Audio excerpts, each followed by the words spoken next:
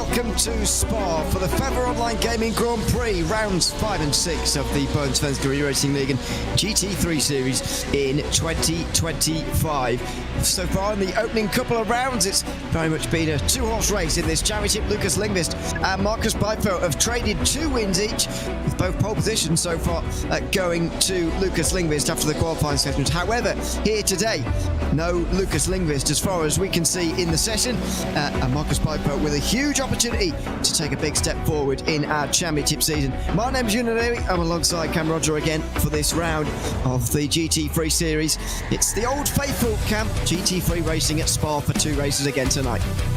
Absolutely, and this is a track that everyone knows, everyone loves, and it should provide us some pretty good racing as well with the amount of slipstreaming in the draft that we can do down the long straightaways here. Of course, we've had Hockenheim and Daytona to start the season. It was wet weather carnage in Hockenheim. We had a lot of slipstream. We had a bump draft and a slipstream win to the line for Beifeld, winning by less than a tenth of a second in the second race. So yeah, a lot of action already so far, and we can now start the second half of the season. Absolutely. We will be at halfway through tonight, indeed, in the championship season. So far, as I mentioned in the championship, it is turning into a bit of a two-horse race. Lucas Lindqvist and Marcus Beifeld are only 3 points apart, rather. Oliver Wallin's third, jumped up a couple of places 2 weeks ago, but he's still 60 points off the top end of the standings. Eric Blix, Dan Holmer and Joel Strauberg are all within 5 points of Wallin, by the way, so the battle for third might be quite an interesting one. With Oliver Hagström, Vigersjö and Henrik Lindhoff not that far away either. Frederick Dallander and Rickard Everton is rounding out the top 10. Nearly 100 points off of the championship lead already after only 4 races here in this season. And just to let you know about the team standings, by the way, Sim Race Sweden Esports are leading the way by 34 points ahead of Street Trends Sim Racing Junior. The Sim Racing Sweden drivers, Dan Holmer and Henrik Lindhoff, the ones who are providing the points for those two. And we'll keep an eye on them if they're going to take home the team's title by the end of the season as well. Qualifying just underway. Just over 10 minutes remaining, actually, in this qualifying session. And so far, nobody's got a lap time in. That's not going to be a lap time for one of our Acuras, going for a big slide around Pouhon for the first time. They will have to set themselves up. These tyres will be warm. And now they will get ready for a second lap coming up rather shortly. But it's classic qualifying here at Spa. They've all got the circuit to themselves. And they will want to stay up ahead, not because you can't overtake, but because you want to avoid the carnage, much like at Daytona.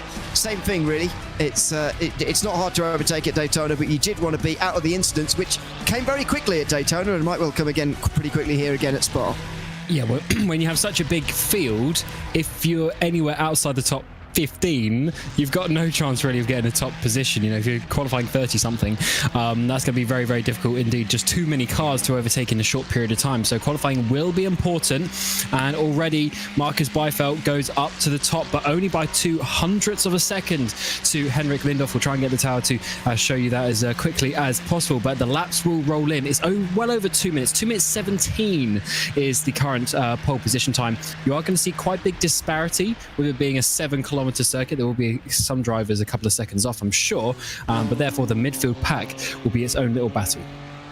Yeah, there already are some pretty big gaps, as you would expect in this qualifying session.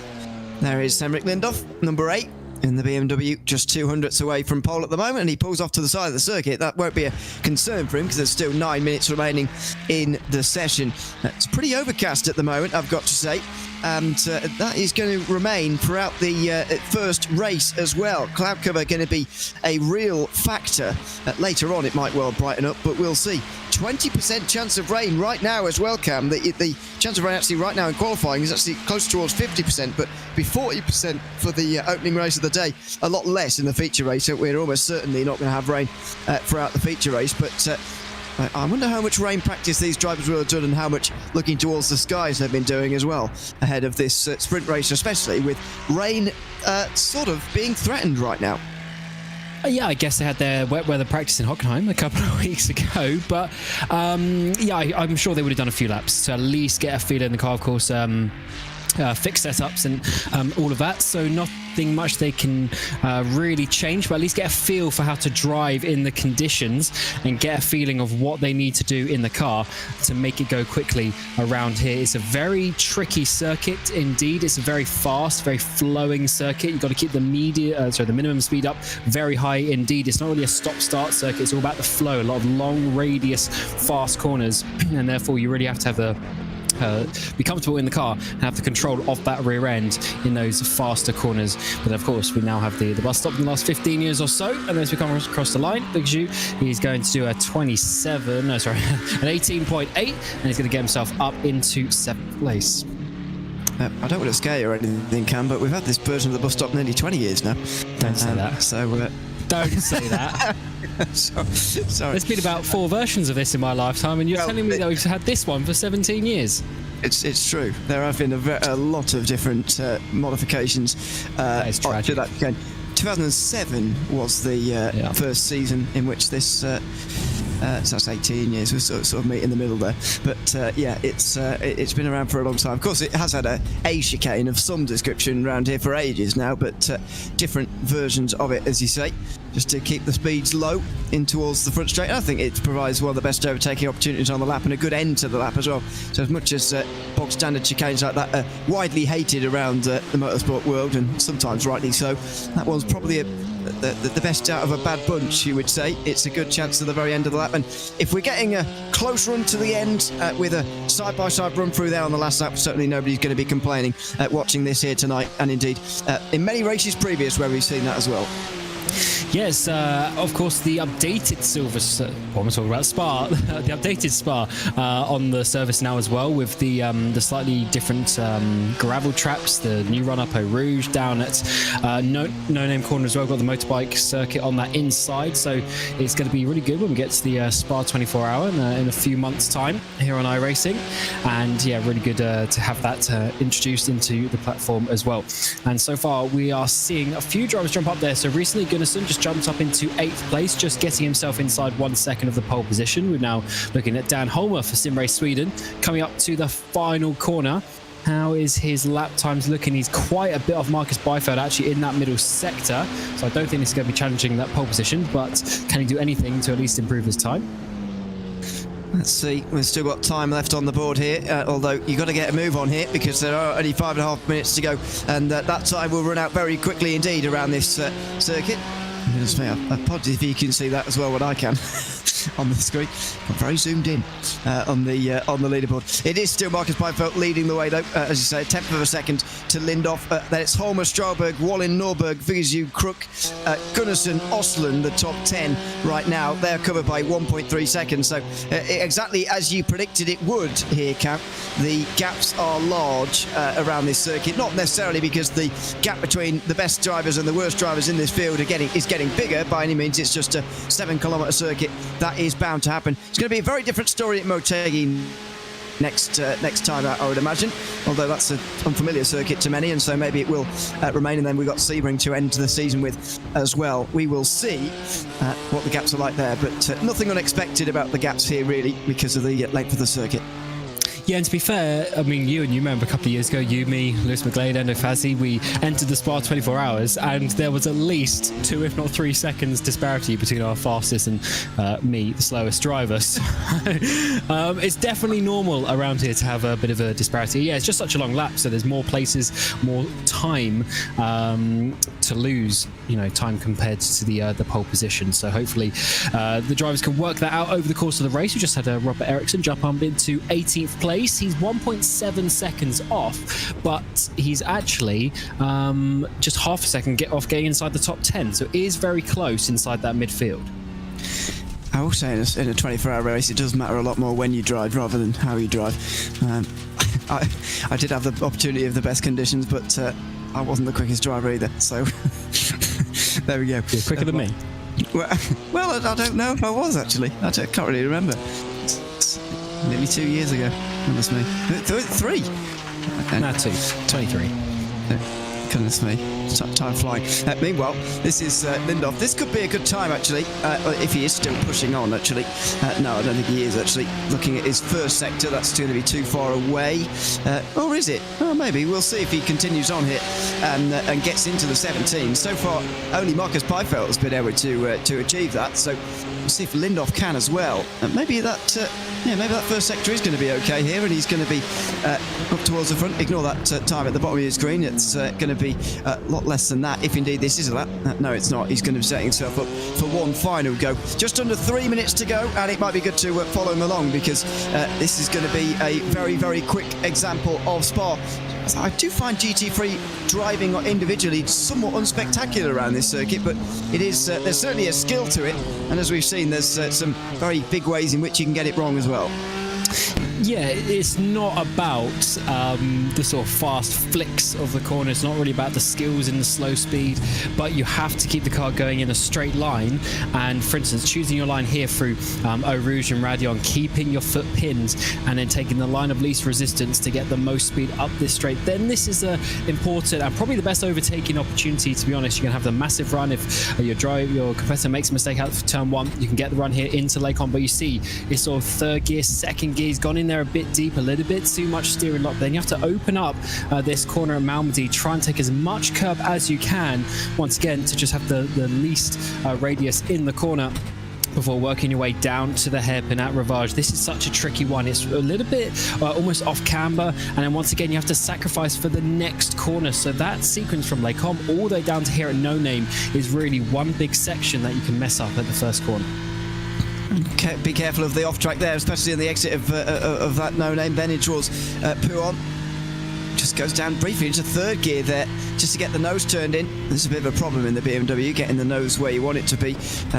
Rear's not going to be stepping out on you anywhere you're not expecting, and that is a good thing, but getting the rear to go where you want is a problem. Through Piff Paff now, slipping that second part nicely, rather. Not ending up in the gravel on the outside is certainly a good thing, and same is going to be true here through Stavlo. Just use that little bit of green strip there on the left-hand side to help you along, and then the gravel being brought right up to the apex, or the exit rather, of the Curve Pour Frere as well, just helping to enforce the track limits a little bit more naturally. Does a good job of doing so as well, as they now run up in towards Blanchimont on the fast left-hander at the very end of the lap. Absolutely flat out, even in a GT3 car these days, before you stamp on the brakes for the final chicane. There it is, up at the top of fifth gear. You don't actually really need sixth in the BMW. Monsters over the first curve there, Lindhoff. Surprised that's not an off-track somehow, but anyway, out of the final corner. Byfeld's gone quicker in the meantime with a 17.5. Can Lindhoff go anywhere closer? I think he has got slightly closer, has he? No, actually. It's right around where his previous best was. It's good consistency, but it's nowhere near the best time. That's gone to Marcus Byfeld by some distance. Yeah, in the same time, Byfeld putting another, basically half a second almost on the field. He was already down to a 0.9, is now 0.5, and he has got half a second to Lindhoff, and he's basically got a second to fourth place. So really, really fast time from Byfeld. He's going to be very fast basically in this race. It's going to be a big job for the other drivers to catch him. But when we get to that inverted second race, assuming that he wins the first, he will have to do some overtaking. Well, that is going to be quite an assumption. We'll see if he manages it here as he starts from the pole here in race number one, alongside Henrik Lindhoff, with teammate Dan Holmer in third. Good for their team's championship, by the way. Oliver Hutchinson-Vigazoo is fourth, ahead of Joel Strauberg in the first of the Porsches, and Oliver Bohlin, who shares row 3 with him. Seventh place has gone to Gabriel Norberg, has got up there into the top 10, ahead of Christopher Crook. It is Nicholas Helm and Frederick Dallander running out the top 10. Jonas Gunnarsson is the first of the Mustangs, 11th, ahead of Robin Osland, who is in 12th. 13th place has gone to Linus Helberg, with Oscar Janssen alongside. Eric Eliasson and Thomas Gustrin are on row 8, ahead of Jody Helsing and Oscar Motin. 19th place is Rickard Emberton, who's 10th in the championship and needs to make up some positions here early. Robert Eriksson rounds out the top 20, with Anders Hillström and Johnny Mattsson in row 11. Oliver Rosquist and Henrik Neptun are on row 12. Rounding out the top 25 is Klaas Loden. Vikar Hammerstrom is next, ahead of Fredrik Forsell and Pontus Nordgren. Bjorn Broström and Christopher Dahlstrand round out the top 30. 31st has gone to Simon Green, ahead of Patrick Pfeffer, with Sebastian Magnussen and Nicholas Gran next, to a teammate, Feather Online Gaming teammate Lars Reisted next. Christopher Geros is in 36th. 37th is Kalle Wallingström ahead of Felicity Jansen, with Lucas Pettersson and Joachim Ulrichsen rounding out the top 40. Marcus Stella starting from the back again because he's allergic to qualifying, and Kenneth Tier is starting for 42nd alongside Jonas Skoglund at the very back end of the field. A few less in this field than what we saw at Daytona and at the Hockenheimring, but that might be a relief to few. We've still got over 40 drivers on the grid for this race. Oh yes, it's a turn down from what we had in the first couple, but as you say, I think it's good. Just takes away that little bit more carnage, especially in the first corner here. We all know how interesting La Source can be, and there's still plenty of cars out there on the track. I mean, look at them, they go past the kink down here on the straight, the back straight as well. So as they line up behind the pace truck, it is going to be the yellow 105 machine for Street Trends for Marcus Byfeld, taking us to the pole position, but he has got some quite big work behind him actually to hold off the Sim Race Sweden cars. They're going to be very fast indeed. We know how fast Lindhoff and Holmer can be, and I don't think they're going to be letting him get away with this one. It's going to be an interesting one to see the top speed difference between the BMW and McLaren as well, and if that factors into their battles. Yeah, the McLaren traditionally has had the edge there in a straight line, but BMW seem pretty strong over the course of a whole lap here at Spa based on the qualifying session that we've just watched. So let's see how we get on in the Feather Online Gaming Grand Prix. It is rounds 5 and 6 of the Bohlin Svenska Eracingligan GT3 series in 2025 as Marcus Byfeld gets himself out the final corner, and he is not waiting around at all. Doesn't want to let the field group up at all, and fires immediately down in towards the source for the very first time. Good to keep the field stretched out actually, and probably alleviate some problems in towards the source for the first time. All sorts of moving around further back as Oliver Bohlin gets down the inside of Gabriel Norberg there for 7th place. That's the first of the battles really, as the top 6 get away single file out front. Yeah, lovely start there, and we are side by side coming towards Eau Rouge. Helm on that inside. Is he going to back out of that one? No, he's going to keep it pinned side by side with Crook. They go over the curb, hopefully not slow down to sort of get us away from that battle, but Helm has kept his foot in it, and he's got the position stuck. He's back in the slipstream, Crook, and coming back again, using that McLaren straight line speed, down in towards La Source for the first time. There goes Bohlin again on Norberg, by the way, and Helm will keep the place. It's Andy Goodison in the Mustang, who's got the speed, and he's looking for 9th place as well, round the outside through the first bit, inside of Malmedy. He can't get through, and so has to stay into 10th, just in behind him. Battle for 11th, Osland versus Dallander into Brussels for the first time as well. And that keeps side by side, but it looks like Austin's just got ahead of that, and also Gunnison, a little bit of a hip check, gets himself past Crook, who loses 2 positions there in the space of a couple of kilometres, and he's out wide as well. Dallander also following through as they come to the inside line now to defend down towards Pouan. In the background, we're getting a bit of a sent through. I think that's Eliasson, who dives it down in the Porsche. Nicholas Gran, meanwhile, is dropping down the field further back down. We'll get some lap 1 replays a bit later. That's a big spin in the background. Looks like Rickard Everton. It's certainly the look of his Porsche. It might be a teammate. No, it is him. He drops outside the top 20. It's a classic Porsche spin through Pouan at medium to high speed. The rear end can sometimes just let go, and it certainly did there for the man 10th place in the driver's standings. Daniel Holmer, meanwhile, is also dropping down the field. Where's he gone off? He's in trouble. He's still offline here, Holmer, and he's dropping rapidly. Yeah, we didn't see what happened to this. The car looks okay, I think. Maybe there's just a technical issue there, but it seems like he's worked that one out, potentially getting up to a bit of a higher speed. This puts Stråberg up into 3rd place, and now he's got Vigaju all over the back of him. The top 2 have got away by 2.5 seconds already on this opening lap, and now the 26 is going to have a load of cars chasing him down to get on the podium.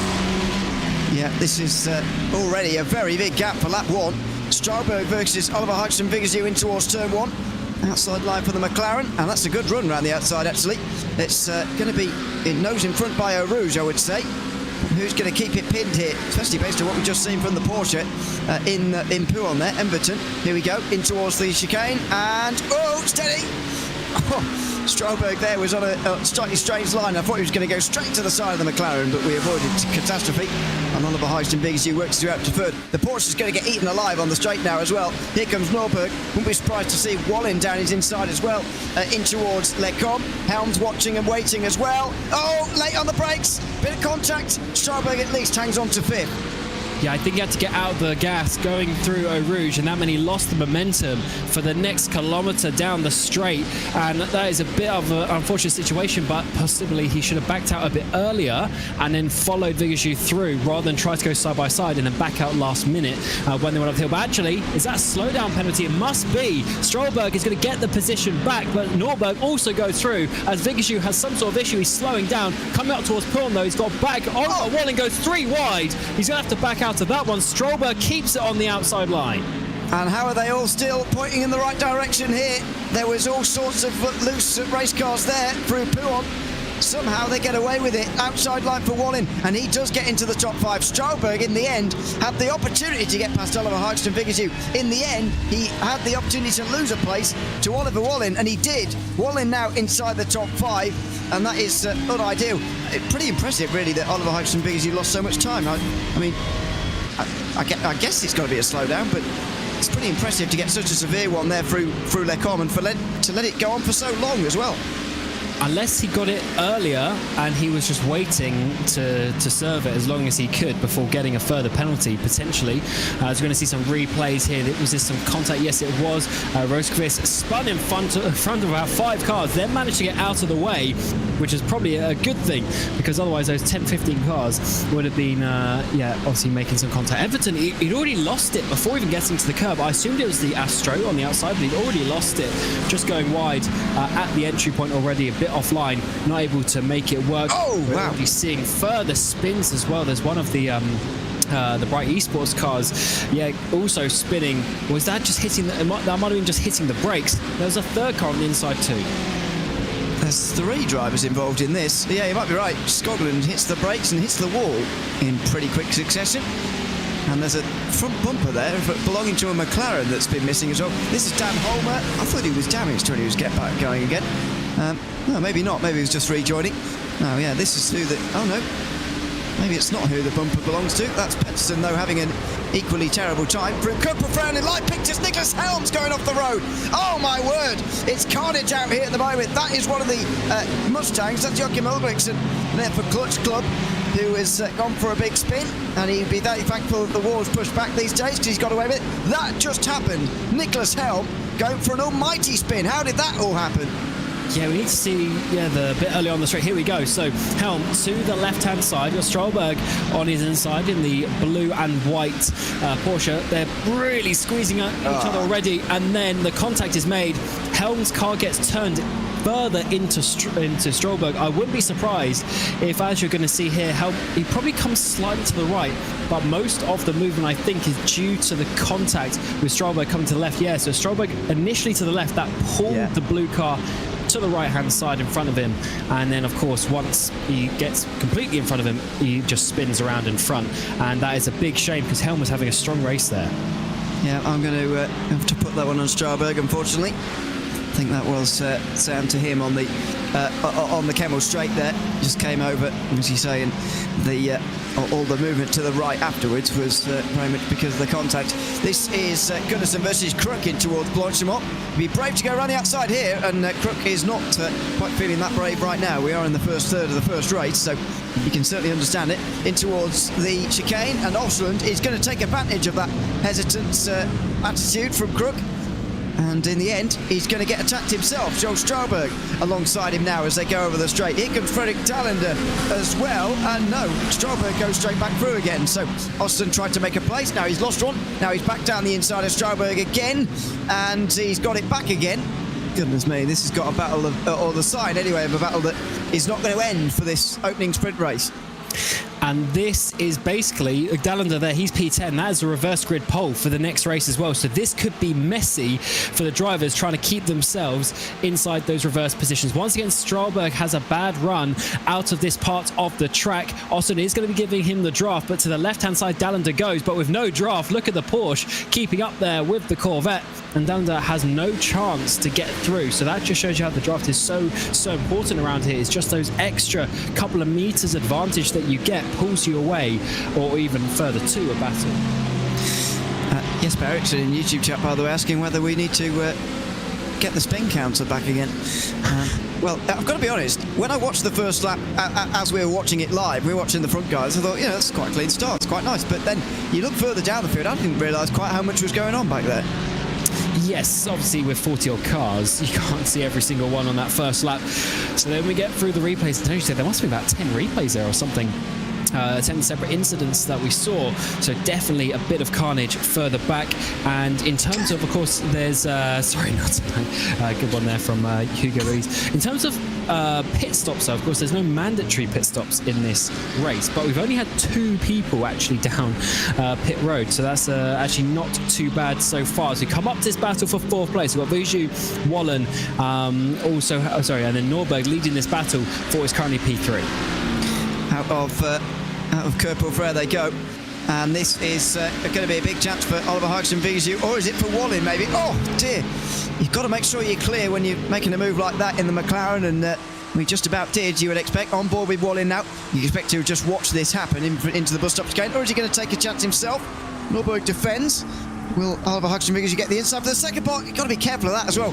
I understand he's trying to get an exit, but you can't exactly do an easy switchback late apex line when there's somebody already right up your rear. That's exactly how you get rear-ended and spun around. Unfortunately, they're continuing, and also they've basically got a 3-way battle for this final place on the podium. The top 2 have absolutely gone off. We haven't spoken about them at all. Byfeld's leading by 2 seconds to Lindoff. Then 6 seconds extra back to Norberg. And then we have this 3-way battle, and then Gunnarsson, who is about P10 in qualifying, he's got up a few places, and he's leading an absolute train of cars trying to hold on to that reverse grid pole. So this could be an exciting second half of this sprint race. Lap 5 of 9. We got Vijay getting the run on Norberg. How is the top speed comparison? Not enough, as Vijay nowhere close. Oliver Bohlin used 6th gear in a BMW. Would you believe it? Who would have thought? Well, it's entirely pointless. Why would you have a 6-speed gearbox? He can't it back in. Gunnarsson, he was in that prime position for pole in race 2, and now, that's come to a very quick end. Erik Eliasson is now there, and he's not even going to get back going again here, Gunnarsson. He's going to tow straight back to pit lane. How did that all happen in towards Lecombe, I wonder? I was just thinking to myself, actually, as we're getting to the second half of this race, the battle for 10th place is going to be almighty, and it might have already started. On his own, that is way too fast. He just went in there so deep. He possibly should have just straight lined the chicane to try and so be the safest option as such. Bit of a weird one. They tried to make it, rear end came around, and that is a big shame, because I think he was in about P6, as we were just saying at that time, because now Crook is there, so that throws away some big points for the number 33. Yeah, and not only for this race, but actually for the next race as well. Because I apologise, he wasn't in the pole position. Sorry, he was in 6th place. It's even better than that for the first race. So, that's, I think you're absolutely right. You probably should have just straight lined that. He would have got a slowdown and lost a few places. But look how many places he's lost instead now. He is right the way down the back end of the field. Meanwhile, Oliver Hugson Vijay does the switchback this time before the corner. He looks to the inside, but Gabriel Norberg is unmoved, can't be moved, and still holds on to that 3rd place. So this battle will continue.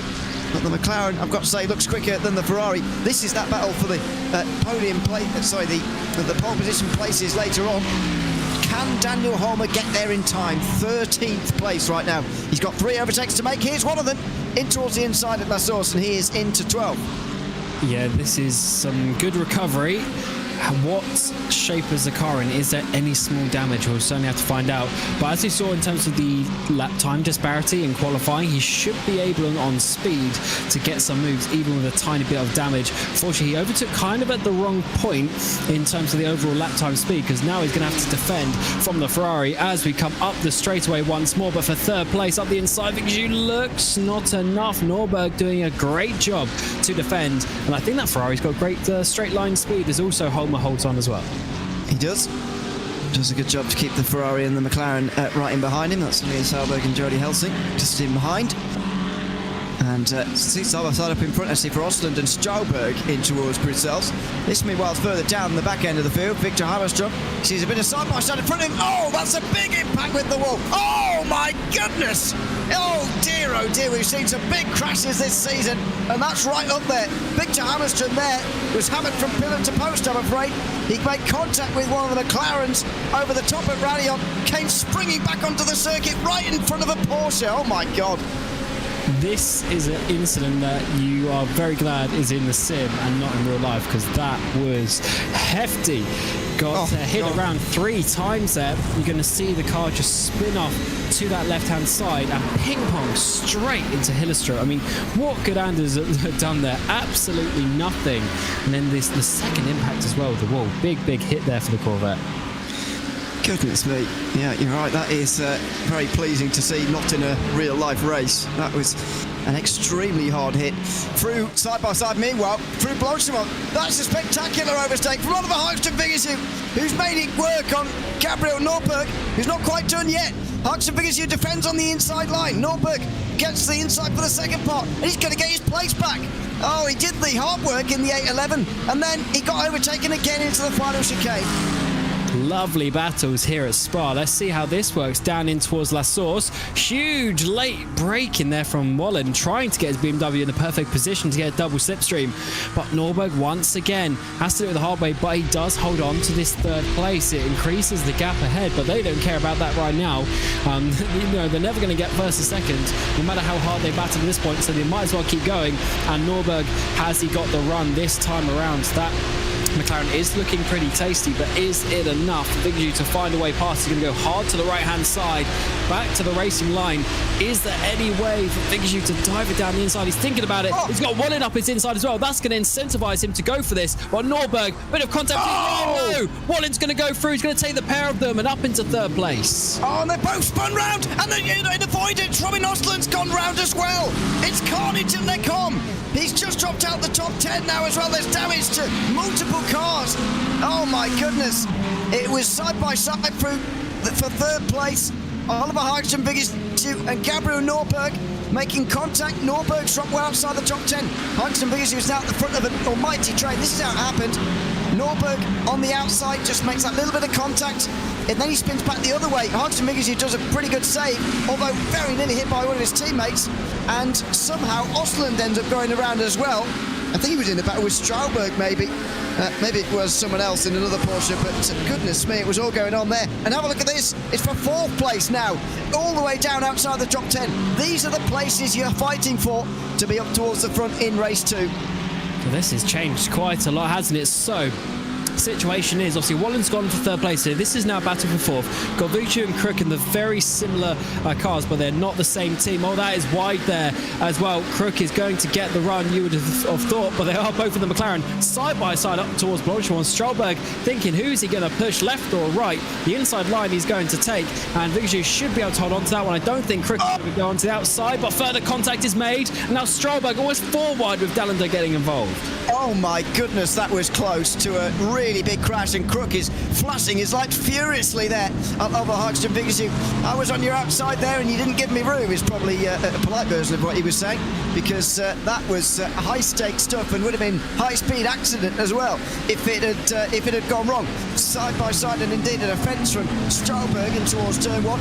Where's the run going to come from here from Crook? You'd imagine he'll get it over the top at Radion, but Hagström Viggersjö is missing his rear end here. I wonder whether he is slightly damaged or not, because that was the piece of bodywork that was lying on the circuit out of Les Combes after his incident last time round. He'll be a bit shaken up by the last couple of laps as well. He needs to be careful not to get involved in another incident. And look who's on the back of this battle now. Dan Holmer worked his way up. He's now to 8th place. Side by side we go up towards Les Combes. Stjolberg once again on that inside line. Crook on the outside. Can he brake late enough in that McLaren? He's going to slide it around the outside. He's given the space. Lovely racing between the two. No contact this time around, giving each other all the room in the world. The up and under once more for the 4th quarter in a row, but not quite enough. Actually hit a bit of a late dive. No, backs out of that one. So Crook now is there in 6th place. Stjolberg is somehow holding on. I definitely don't think he's the fastest out of these drivers at the front, but his racing has been so good indeed. But look at the train of drivers with all this battling. Everyone is waiting for a mistake and some opportunities to come their way. Well, it goes all the way down to Johnny Matson in 14th place, by the way. It's a very, very big group indeed, and so far 4 of them are going to miss out down the back end of the field. Robin Austin, despite his spin, is actually still involved in this group, if you can believe it. He's in the yellow Corvette just in the background there. You can see him in the background. Schauberg again on the outside. Oh, that would be spectacular if he can get it done here. He needs to keep the inside for the next point. He's not going to. Crook is going to get a run as a result here into Stabilo. You don't often see this side by side into there, and no, they will get single file just in time. It's going to be another big run in towards Montserrat and another big braking zone down at the bus stop chicane. And Strauberg's lost some time, which means that Crook is all over the back of him as we can't. He's almost too close, actually. He's not getting any slipstream at this point. He goes to that right-hand side. We've seen multiple drivers today back out of that move, and he certainly does so himself. But he's got to be careful. He's got Dallender, he's got Homer coming right behind him. We're coming on to start the final lap for these drivers. Just 7 kilometers to go. And this final chicane, of course, where everyone's thinking about making a move, but not quite enough this time around. Actually, there is a move slightly in the background there, and that might be Johansson trying to get up into 9th place. It is, I think, Johansson. Yeah, just about down the inside, but can't get it done that time round. Or was it Hellberg, maybe? I don't know. Through the final chicane. Either way, that is going to be fiery in the back end of the top 10 on this last lap. The white flag is waving already, if you can believe it. The sprint race almost coming to a conclusion, unfortunately. I'm quite enjoying it, to be honest. Thankfully, they'll carry on a bit longer for race number 2 in a few moments' time, coming up a little bit later. Here comes the top of the hill and the run up towards the Cobb as well. Cal Oliver Hikes and Vigazu hold him off here. Strauberg on the outside is almost too early alongside here as he works his way up in towards Le Cobb. They're all going to just follow on behind. How's this going to work? Last time he was side by side, Hikes and Vigazu ended in spin for Norberg, and this time it's worked out. Oh, has it? There's 3 wide now in towards Malmedy. They need to be careful here. This is going to be bad for Crook, who's on the outside. Here comes Dallender. Again, big defence from Hikes and Vigazu. Here comes Dan Holmer as well. He's going to get down the inside of Crook. Goodness me, it's all happening again down at Le Cobb for the final time.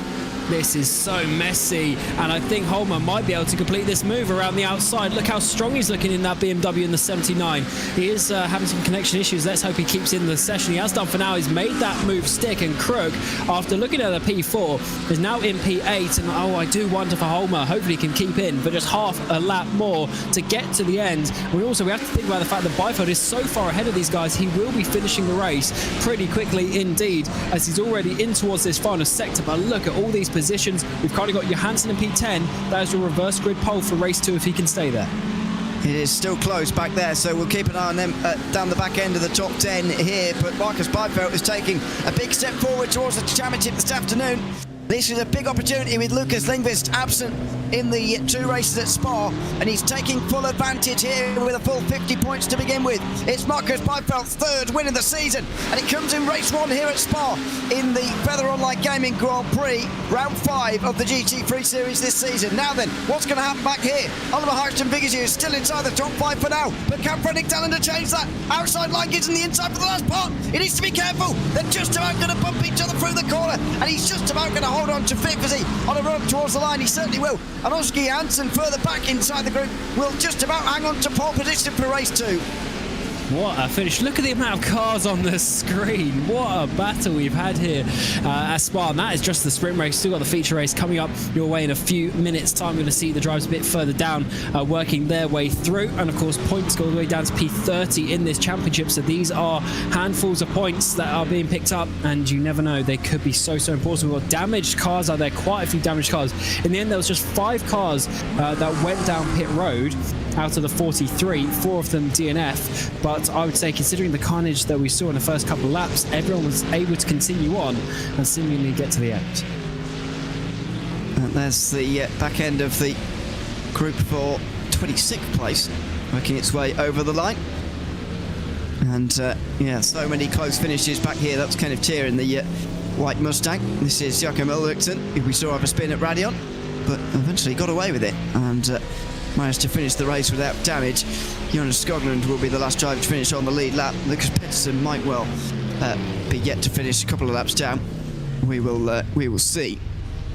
But yes, indeed, there comes Skoglund to end the race, the opening race here at Spa And it goes to Marcus Byfeld in the McLaren. Henrik Lindoff kept him honest, but he was 4 seconds behind at the end, with Oliver Bohlin winning that battle for third. Jos Strauberg got ahead of that group in fourth place and actually had a second at the line ahead of Oliver Haagensen, who just held off Fredrik Dallinger to the line. Daniel Holmer, Christopher Crook, Eric Eliasson and Oscar Janssen will be on the front two rows of race 2.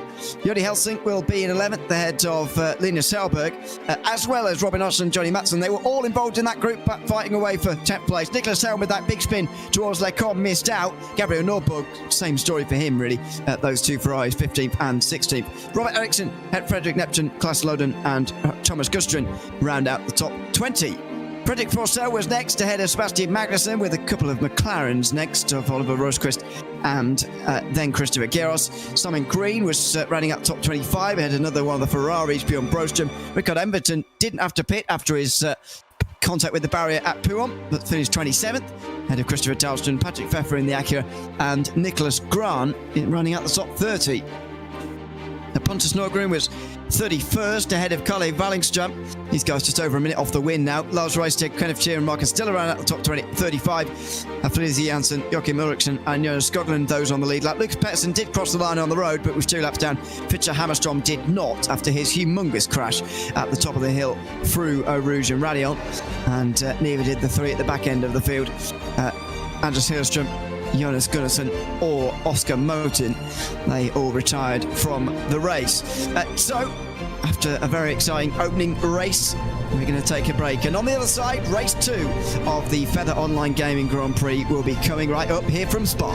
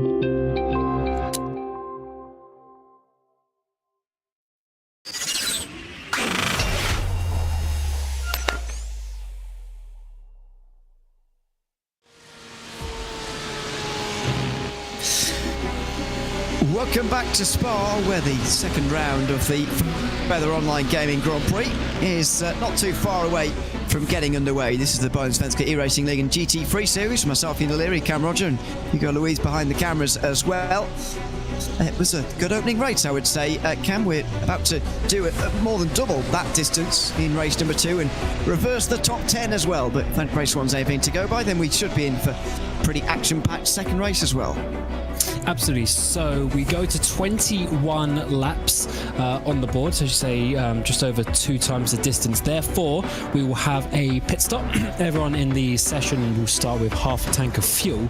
And therefore, they will not have quite enough to do the 21 laps. So we will see pit stops, whether you go slightly earlier and then you try and get a bit of an undercut, get some fresher tyres on, or do you wait to the very, very end, try and stretch out your fuel, and therefore be effectively faster with your average fuel in the tank over the race being a bit less. That is the way that we've seen some drivers do it. It's certainly be an interesting one. The top 10 being reversed will, of course, add some jeopardy on the opening couple of laps, especially considering the carnage that we saw there. There's a lot of drivers arguably slightly out of place with the running order. Yes, I would say so.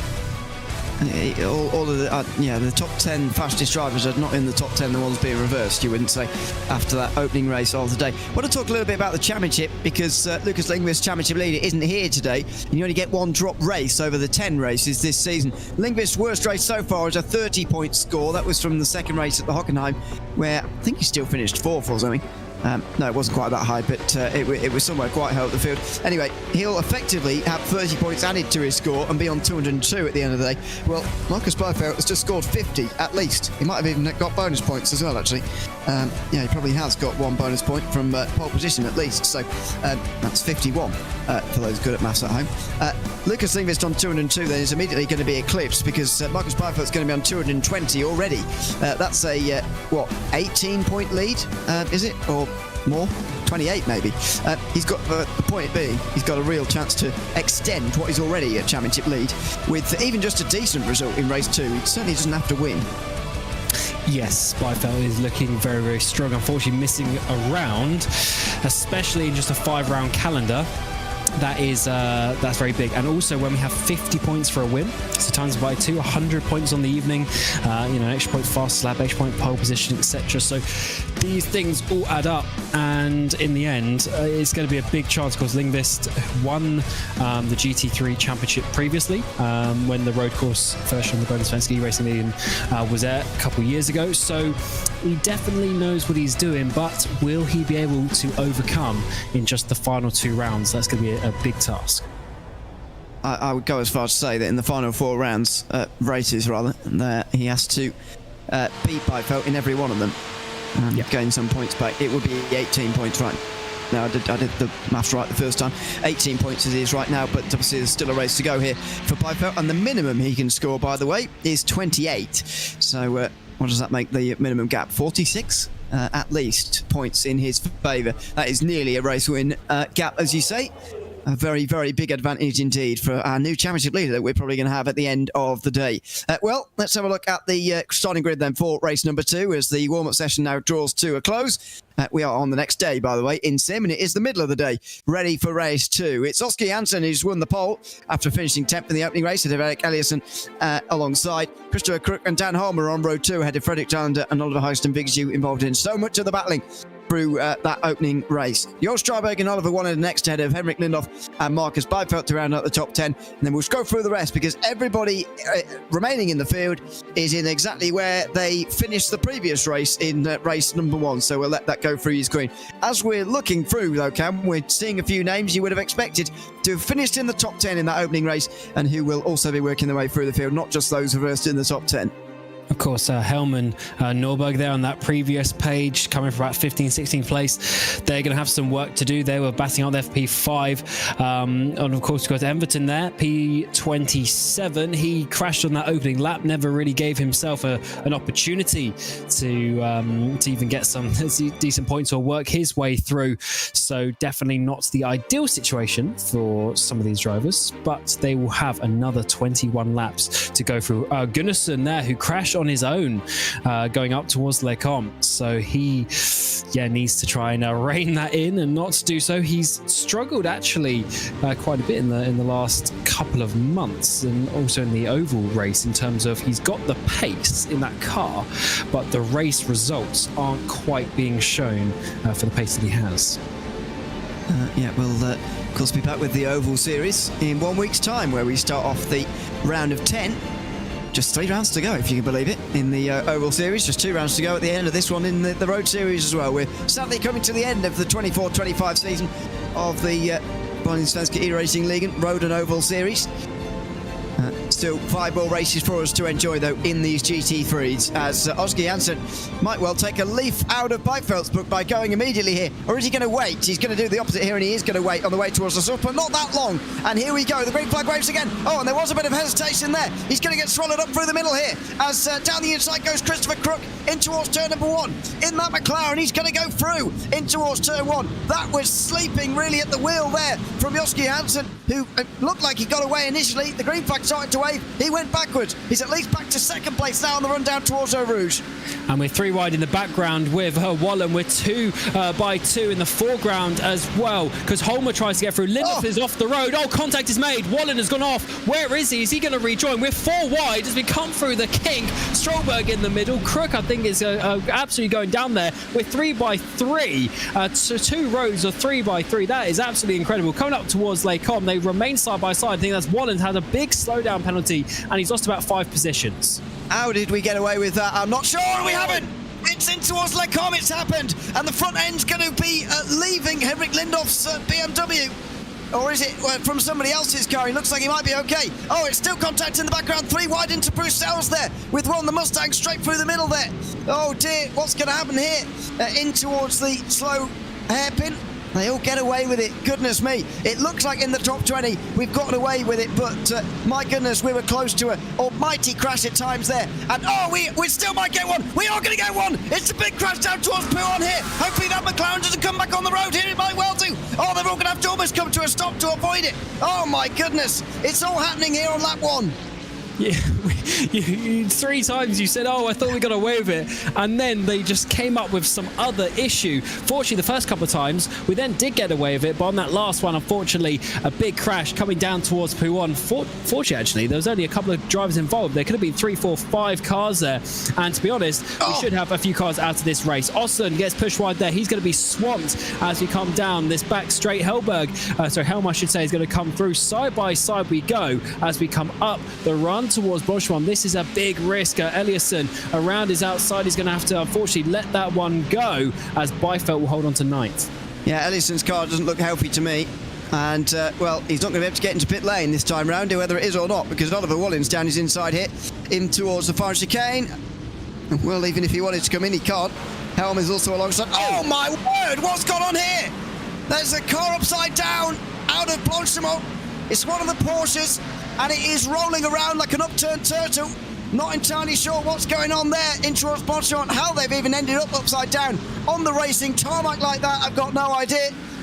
Well, goodness me, it's like they're coming up with new ways to crash every time I think that it's over on lap 1. And it's still not over. Norberg is side by side in the background there in towards Eau Rouge, and they're going to make contact as well. Oh my goodness me. The Ferrari of Norberg gets away with it somehow.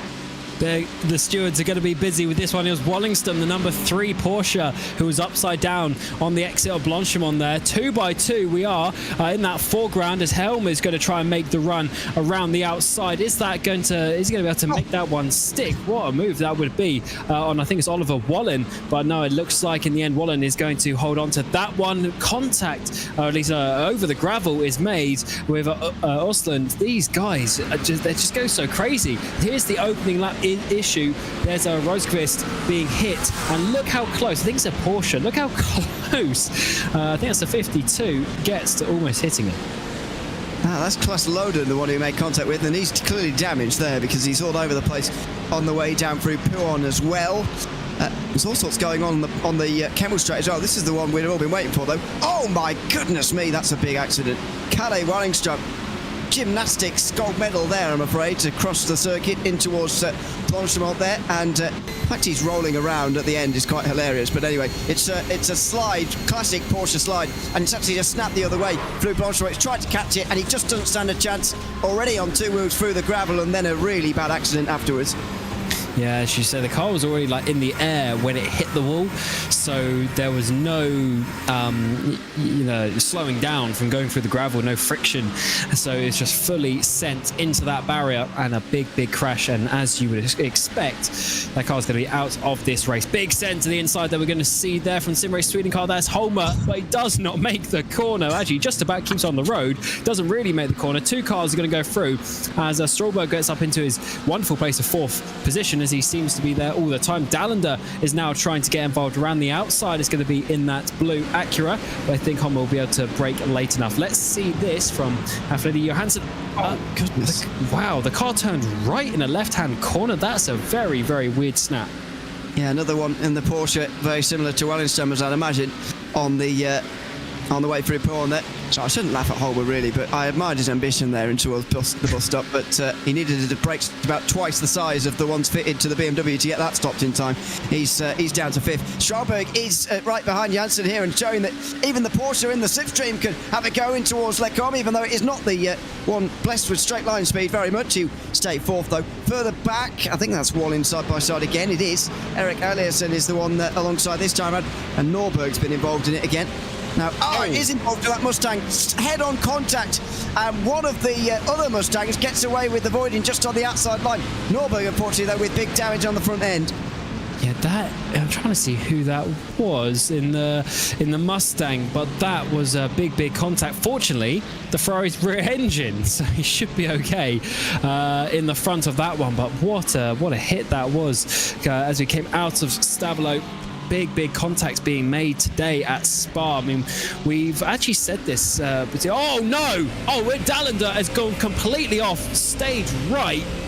That was out of nowhere. Big snap on that Acura. Simon Green was the one who was spinning initially and then rebounded into the track with a huge contact with Norberg. But also in live pictures, Dallander absolutely gone. It's another snap through Pouon by the looks of it, this time for one of the Acuras. Oh yeah, there you go. Oh, and it just goes the other way, right in front of the championship leader. Byfeld there need to just stamp on the brakes just to get out of that in time. Otherwise he would have been joining Dallander straight off the road. That was a big moment for Marcus Byfeld, who, by the way, we've barely mentioned so far because he's trying desperately to stay out of trouble. Well, so far he's managing it, but this race is not lending itself to those who are trying to just stay out of trouble. There's Strålberg, who also needs twice the size of the brakes he actually has. He's gone wide now. Holmer now will go back through again. So will Lindhoff, maybe. No, he's now side by side with Byfeld. The two who finished 1 and 2 in race 1 are now side by side into La Source for the first time. And Lindhoff will surely hold on here. No, he's sort of stopped by Strålberg and eventually will hang on, but goodness me, it's still all happening here, even onto lap 4. And this is a difficult one for Byfeld because realistically, he wants to get past all these drivers and then obviously just drive on up towards Vigju. But the difficult point is he's going to get involved in this. And this is such an important race for him because he can gain a lot of points on Lindqvist today. So let's see how he wants to attack this one. It looks like he is going to be aggressive and he's going to try and make Lindhoff defend to that inside line. The number 8 machine should be okay to hold on to it this time around. But this is a big choice for Byfeld. If he stays there for a little bit, he might be able to do something on the strategy to get past, maybe save a bit of fuel, or does he really not want to get involved with the cars in behind as Lindhoff sends it to the inside of Strålberg? God, they really are brave on the brakes today. Yeah, they are. It is the thing about race 2, isn't it, that maybe we are going to see a bit more caution now because we are expecting a pit stop later on, and that surely is going to play a role in this. It certainly did at Daytona. Nevertheless, we've still got to run to the line. Just take away a little bit from the racing in the first part of the race, especially when you compare it to race 1 when it was on from start to finish, really. But at the end of lap 4, looks like it's going to be exactly the same here for this group. Christopher Crook is leading the race, by the way, by a second and a half ahead of Oliver Houston Vigaju, and then we've got these guys who are battling for third place. That's gravel brought onto the circuit through pit path by somebody before these guys have arrived. There'll be a bit more on the circuit now through Stavilo as Holmer, I think that was, just went a bit, or was it Lindoff probably, who just went a little bit wide, and now Lindoff gone a bit wide again there. He slides through the curb pull threat, and Byfeld's going to have a chance here. He's going to be on the inside line and on the way towards Blanchimont. This is going to be a good chance for him. And same in the battle for third place. Holmer on the outside, Lindoff on the outside. The two teammates trying to make it work, and they're both going to go off. So watching a replay of one another in towards the bus stop. Holmer gets the place, although he was off the circuit. Lindoff holds on to his place, even though he was off the circuit. And Johansson is getting absolutely swamped here in the 313. There's going to be, I would assume, 4 cars going through in the space of about 3 corners. As we work our way towards La Source, around the outside is going to be for Marcus Byfeldt, but that is an awkward position to be in because he's going to lose so much time on that run up towards Eau Rouge. But actually, they give each other room, and he should just about be okay, although Byfeldt doesn't have this draft until now. But either way, that's a difficult one and another position. So we now have the top 2 getting away, similar to what we saw in that first race, Crook and Vigashu, but in behind, these guys are going crazy once more. Jansson's going to give Byfeldt another go, I think, in towards Lecomte. Strauberg's certainly going to give Holmer a go, or is he here? Is he going to? Oh no, he is going to go for the outside line, and instead of the push now in towards the corner, side by side. And well, if they're doing it, then it doesn't matter what the others do if they want to work together or not. Byfeldt looking for a way through now, being a little bit more aggressive. He knows that this is the point in the race to try and do it, try and get out of this kind of group, and he can't quite get there. That is defence from Lindoff as he remains side by side with Strauberg in towards Bruxelles. Oh, bit of contact, bit of rubbing made by the 8 as he tries to squeeze Strauberg out of the way. And let's see if we're going to get a move here from Byfeldt. Wiggles that rear end a little bit as well, as he will have the opportunity to get the 25, as he has lost momentum, but not enough this time around to. The 2 Sim Race Sweden cars working their way to the front of this battle, and they can now have a little bit control over it, as we do have the big battle up ahead between Crook and Vigashu. They're closing in half a second between them for the race lead. Well, surely if they've got some brain cells to bang together, they'll work together, you would have thought. But well, let's see. We haven't seen exactly the... we've seen very entertaining racing, but whether it's strategically clever, what they're all doing at the moment, is certainly up for debate.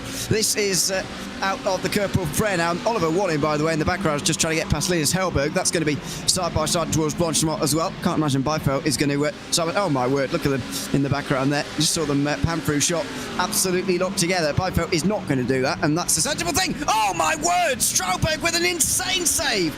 That is unbelievable. We've seen the Porsche end up in the wall hard there with similar spins. Well, he's got away with it that time. This, meanwhile, was always going to happen. Nicholas Helm on the outside of a 3-wide moment. You could see it coming from corners and corners to go. Oh, and that's a terrible rejoin. Right in the path of another couple of drivers at the bus stop.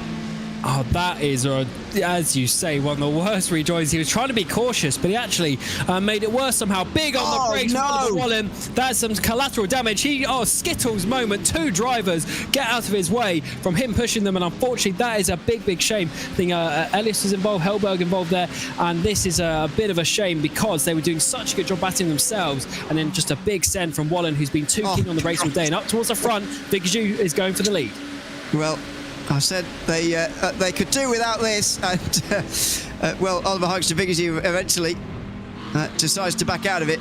Surely they'd just push each other in this situation. I can't believe they'd fight. Lindoff versus Holmer, meanwhile, that changes. That was an exchange of places for the teammates rather than a battle. Strauberg couldn't take advantage. Byfeldt couldn't take advantage of him either. So they all remain single file.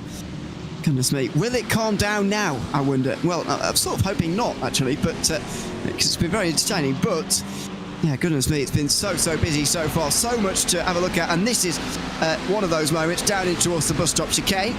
Nicholas Helm on the outside just didn't quite give enough room to 2 on the inside, rather than would have been fine if there was just 1. And then this rejoin, well, there aren't many excuses for that, unfortunately.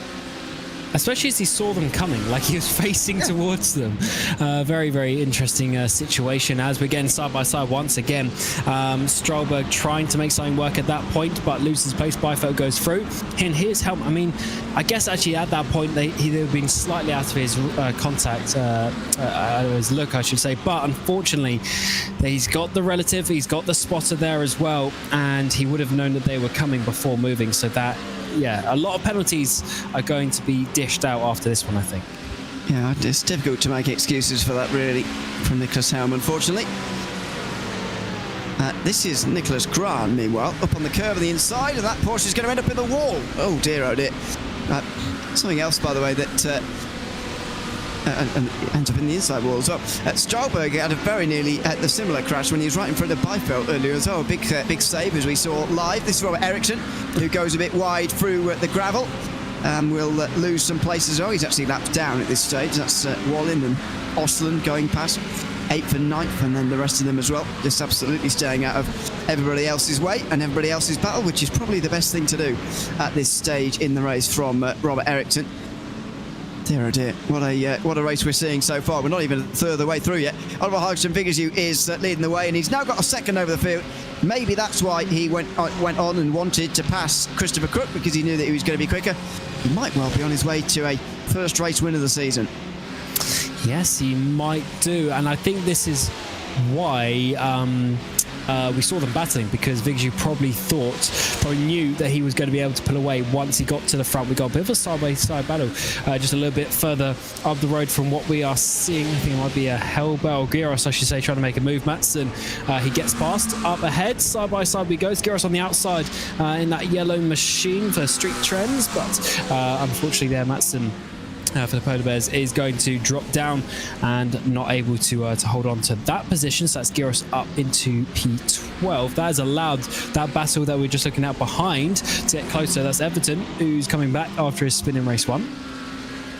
That's a good run, or maybe a bad one for Gyros, depending on how you're viewing it. This is the championship leader, Marcus Byfeld, in 5th place right now, just in behind Dan Holmer, who let Lindhoff through because he's quicker. He's not going to let Byfeld through, we're the same. Now, I wanted to have a look at this because we haven't seen the run down the Kemmel Straight for the first time. I want to see it from the view of Marcus Byfeld, because I think he was one of the most cautious lap ones I've ever seen for him. First of all, couldn't do a whole lot about that. Oliver Bohlin braking right in front of him here meant that drivers came steaming down the inside. Like Dallander in the Acura there, I think that was on the inside line, and that's Lindhoff in the 8 BMW you can just see coming through on the inside line. But have a look at this over the top of the hill here. We've got Stralberg right in behind, as you can see in the rear view camera, very nearly getting into the back of us here because Byfeld is trying to avoid it. He actually dives himself off the circuit, trying to avoid again off the circuit there as well. The Ferrari's tried to come through. Now he's through the middle. He's trying to weave out the way of carnage there. He's braking on the straight, doing all sorts, everything he possibly could to stay out of trouble. In the end, it's worked out for him, because now that it's sort of cleaned out, he is starting to use his speed, but he was absolutely trying not to overtake anybody on lap 1, but other than that, just try and avoid the carnage, and in the end he did it very well in pretty difficult circumstances. Yeah, that's championship winning performance, basically, from that. Excuse me, 1 second. I'll leave Cam to clear his throat. Yes, a championship potentially winning performance, championship saving performance certainly from Marcus Byfeld, and he might well be making some more moves towards that championship with this one here as well. Inside line of Dan Holmer in towards Lecombe. No chance there, and this is going to become a problem for Byfeld. He's seeing one of his main rivals for the race, Henrik Lindhoff, go up the road the longer this battle continues on. Yeah, what I was trying to say was that for Byfeld, that was like a championship-saving moment, and you saw he lost, I think I counted 4 or 5 positions just on the Kemmel Straight alone, but he's still up here in 5th place on lap 8 of 21. So even though, you know, he lost those places, he was then obviously able to put himself in a position where he's still only 5 seconds off the lead, and to be honest, in real circumstances he's probably going to end up on the podium today. So that is just a prime example of sometimes, especially when you're up there in the championship, you just have to take the slightly more cautious approach, and then you will be able to still get the good points. Maybe if he kept those places he would have been a bit closer to the victory, but you never know, he might still be able to sneak that today with a bit of strategy if he can get past these sim race leading cars. We'll calculate the championship lead at the end of the day for you as well before we leave you this evening, as well, of course, it will be subject to our maths, which is totally unofficial, by the way, but we'll do our best. Through in towards Bonchemont, they come again. Holmer just a third of the way through this race now, continues to hold on to 4th place here, but Marcus Byfeld is applying increasing pressure now as they go through the fast left-hander. Surely he's going to have a go here. Oh, Holmer defends to the inside and then keeps it through the middle of the road, really, not even really allowing Byfeld to the outside either. It's going to be late apex through the second part and no chance to come through. Jos Stralberg will get close again as well. This is good defence from Holmer. If anything, he's helping Lucas Lindqvist, who's not even here, more than he's helping his teammate, though, really. Yes, any points that Byfeld doesn't get from this point on is helping Lindqvist. As we've mentioned earlier, he's not here today, and you only lose one race. So obviously he's going to be missing on 2 races today, and therefore there's a potential for a 50-point loss to Byfeld, depending on what he gets in this one. We'll have to see. He's getting the run up towards Lecomte once more. Is he going to go left? Is he going to go right? Yes, it is, to that right-hand side. That's going to be the inside line when we get up towards the braking zone. Holmer's been very risky on the brakes today, so are we going to see a move here? Yes, we are. And the championship leader just about, he's going to have to work for it up towards Malmedy, but he has made his way through, and one by one he's getting these positions done. He is. That's 4th now for Marcus Byfeld. A bit late on the brakes there. Will Holmer be able to get down the inside again? No.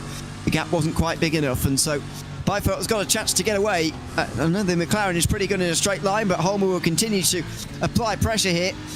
So Byfeld has got to get off up the road as quickly as possible. What is that also happening here? Because we're still in the first half of the race, don't count this race win out yet either for any of these guys. Henrik Lindhoff is catching the race leader. Last time round gained 0.2 of a second, and before that he's been gaining more, and they're actually all getting a bit closer to Oliver Hydrogen-Vigersjus. So 12 laps to go. It's absolutely not over yet.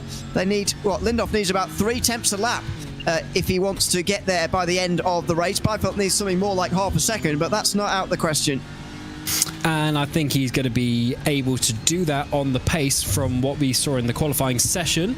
And now that he's got clear air as well, or at least a little bit, we're going to see what his actual raw pace is coming through this point of the track. And we said that through that middle sector, it was actually Lindhoff who was the quickest out of all of them. The Byfeld was just finishing that move as we got into the beginning of sector 2. So I have to see once again through this final sector what he's got in that car. But as you say, we're almost at half race distance. I would assume fuel is going to be somewhere around the 13-14 lap mark, so there might be some pit stops starting in the next couple of laps.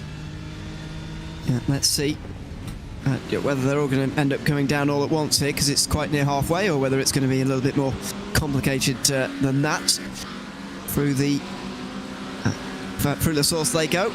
Jos Stralberg is the closest now to making an overtake in the entire top 10. It's finally quietened down after 9 laps of madness, really, in the second race of the day, and added to the 9 laps we saw earlier as well. This is further down the field. Johnny Mattsson's been involved in a lot of the stuff so far, so has Eric Eliasson.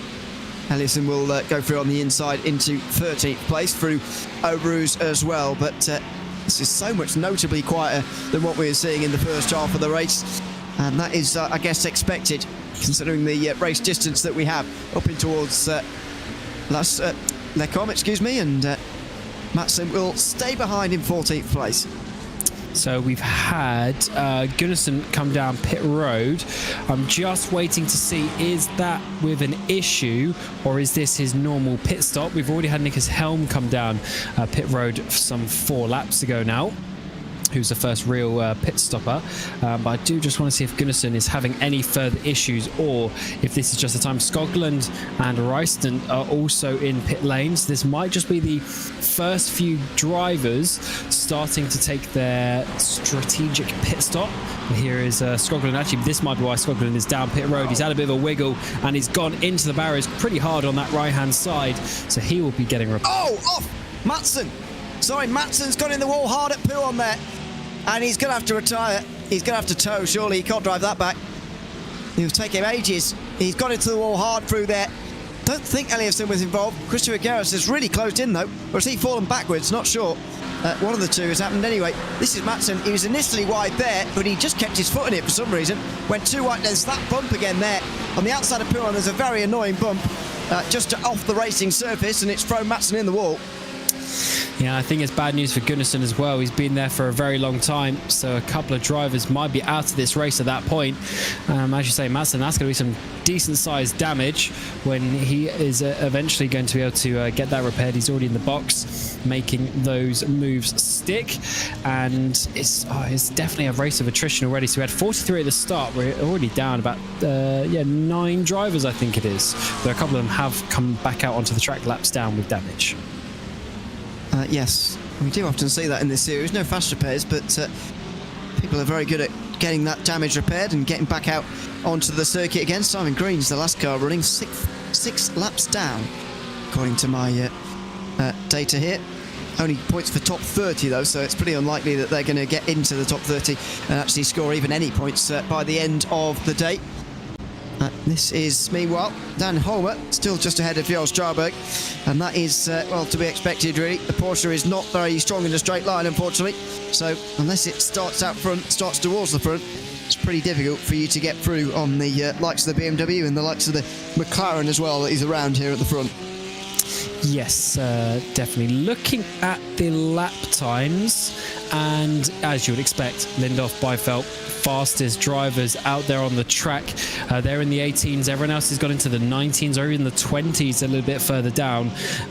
So definitely the speed is in that car, and they're about 4 seconds off the race lead as it stands. Crook can't keep up with Vigashu, so I think Lindhoff and Byfeld will definitely be both on the podium by the end of this. Then depends if they can get those final couple of seconds up to Vigashu in the 8.11. That's really going to be the big battle towards the end. I mean, Oliver, he is 7th place in the standings coming into this round, so he is doing quite well. And to be honest, he's only 11 points off 3rd.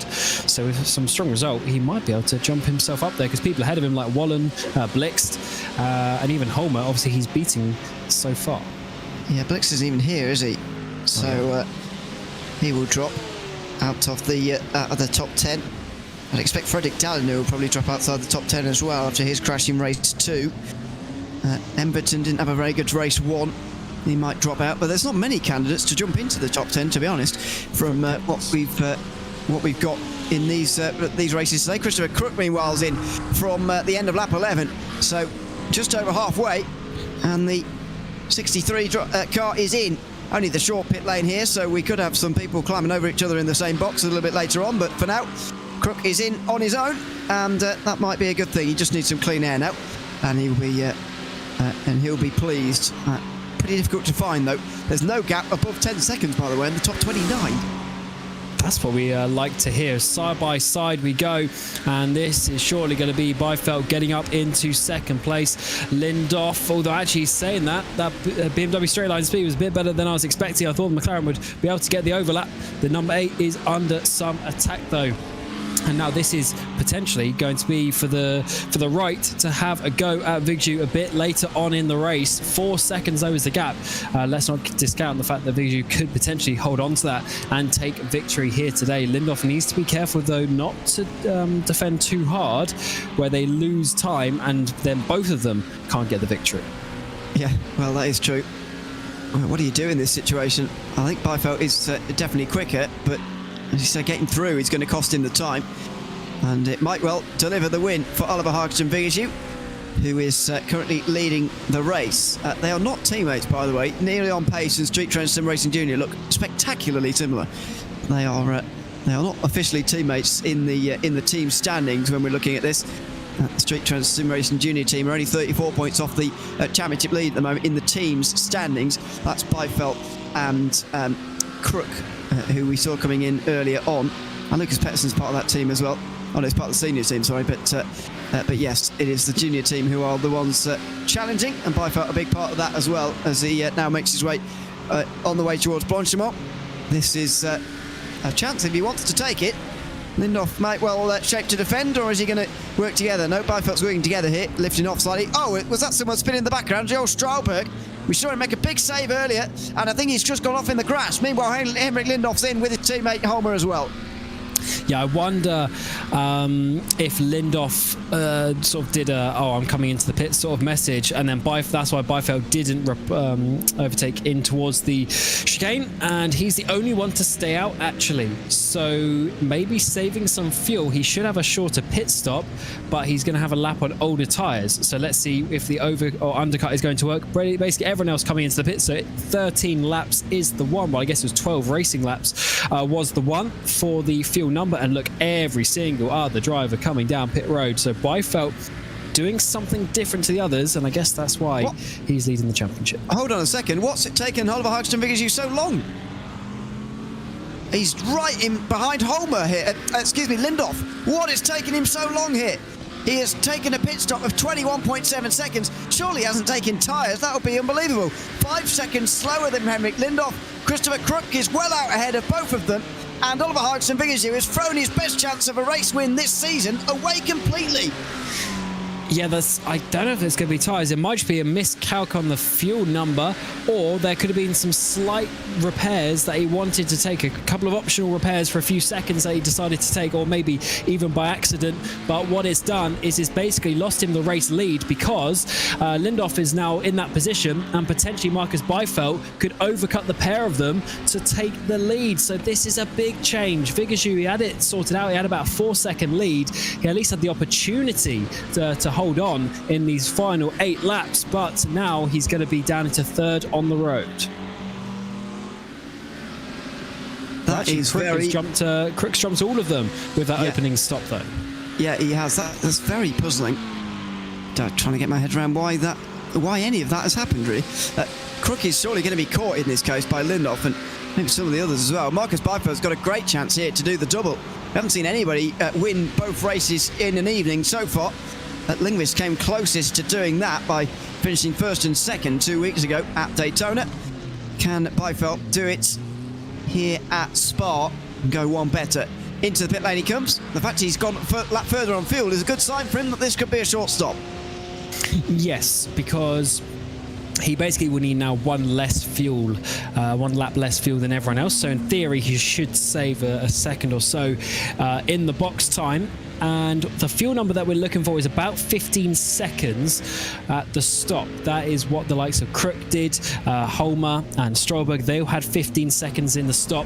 Let's see what it is going to be for Marcus Byfeld. If it's any quicker than that, I definitely think he's going to have the lead. And as he comes out, it was a 14.4. So yeah, it was a second that he saved. It's going to be enough potentially to get Lindhoff. Is it enough for his teammate though? As he come down towards Eau Rouge, Crook is going to have the momentum all the way up to Lake On. Oh, this is Byfeld's race to lose now. He is out in front by some distance. He'll lose time on the way all the way to Lecombe, but surely even Christopher Crook is not going to get near him here. This is going to be great news for Marcus Byfeld, and he's going to take absolute full advantage of Lucas Lindqvist's absence here at Spa. Still 1/3 of this race to go, even at the end of this lap, but what a monumental mistake that is from Oliver Hartson-Vigazoo.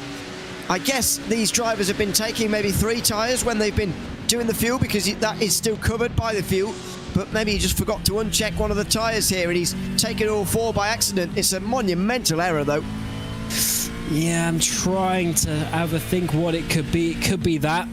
Could be some repairs, but also I think it's just Byfeld. So where this time has come from was, so Byfeld's stop time was 2 seconds faster than Lindhoff, so that's where 2 of that 3 seconds has come from. But also he has done effectively a qualifying lap with 1 lap of fuel when everyone else was coming in and filling up with fuel. So when they came out, they were obviously a lot heavier. So Byfeld used that opportunity of the overcut in a race like this. The overcut is the way to go, because even if you do change tyres, the fuel number is what's so critical there.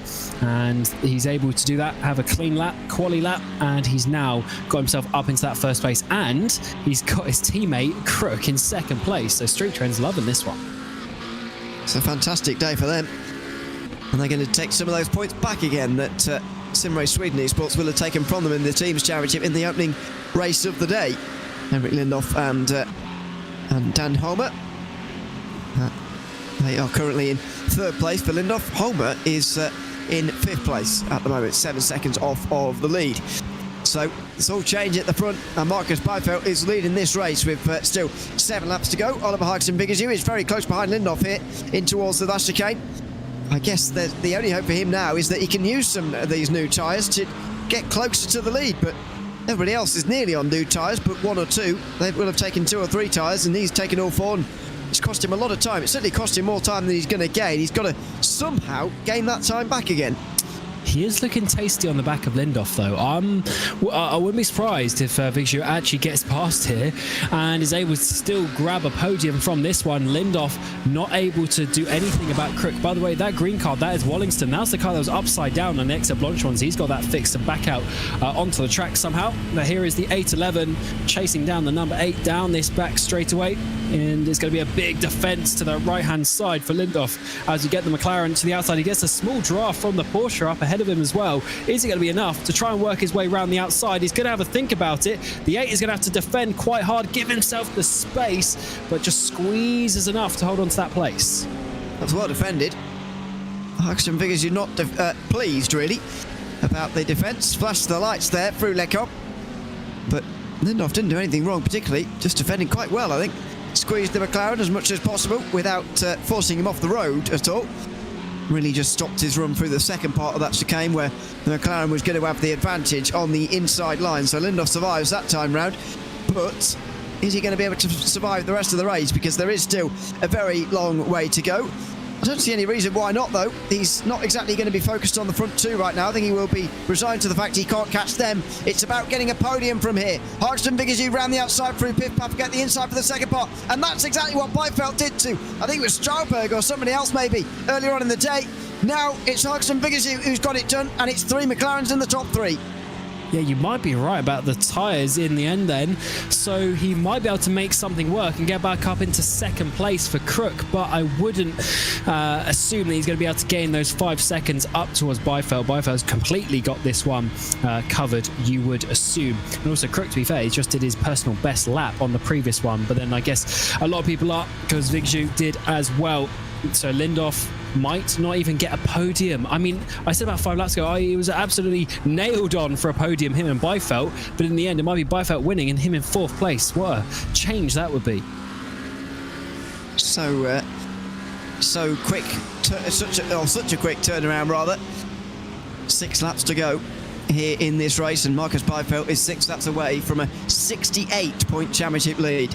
That is absolutely massive heading into the final 4 rounds. That means that he'd need to lose an average of 16 points, or 17 points per race in the remainder of the season. Now, that still means you have to finish quite highly, but already with 4 races to go, the championship would be in his hands per se. However, he would need a podium every race. Not saying it's easy, but a podium in the last 4 races, he's won the title, even if Lindqvist wins all 4 remaining. Yeah, he's in a strong position, and to be honest, we know Beifeld is probably going to get top 5s minimum in all of the races on pure pace, or potentially someone even argue podiums every race on pure pace. So he's looking strong, but it all depends. Any mistakes, any rain to come out in the end. Looks like we haven't got any rain today, but if rain comes out again, that can always be something quite interesting. So you never know what is going to happen. It is not over until it's over, and Lindqvist might be able to squeeze himself through in towards another championship. As a little bit further back from this, we saw Strauberg and Bohlin. They were batting for P6, so there's still some points out there. And Strauberg, I mean, he's been in the wars today, hasn't he? Basically every lap he's been battling someone. I think he's battling that car more than anything else now. He was really wild through Baltimore on the way towards the pit lane there as the fuel got light. We saw the Porsche struggling at the start of the race as well. He's been able to tame it the best here at Spa this afternoon, but he's now only just clinging on to 6th place ahead of Oliver Wallin, who wants 6th place because that would increase his chances of keeping 3rd in the championship. It's very much a 2-horse race out front, as we've talked about, but if Bohlin can get 3rd, it'd be a good result on the season. The only problem is that Holmer has finished ahead of him now in both races, and it looks like it's going to stay that way for the end of the day. Oliver Hoxton Vigazoo as well, probably gaining, as well as Henrik Lindhoff. So that's 3 drivers who are behind him in close proximity, who are likely gaining pretty significant points on him here today. But can he alleviate some of that here with a pass for 5th place? Outside line on the way in towards the bus stop. Should be late on the brakes here and get the inside for the second pot. He's putting that big BMW in the way, and can he get alongside? Yes. Now then, he's got a decent chance on the way towards La Source. Ironically, I think he was always trying to back out of that one, but he just had enough overlap. So he's like, okay, I might as well keep on going, and let's see how this one goes. Down in towards La Source, the outside line is going to be, if he doesn't get this done, at least what it's going to do is slow down Strollberg. They need to be careful because that yellow car behind is for position. That's Robin Osson in the 90 machine trying to get the run, maybe looking out for a double overtake. But as Strollberg comes up towards Lacombe, I should say, is he going to be able to keep hold of this? He's done it a few times already today, but that BMW's coming. Here he is.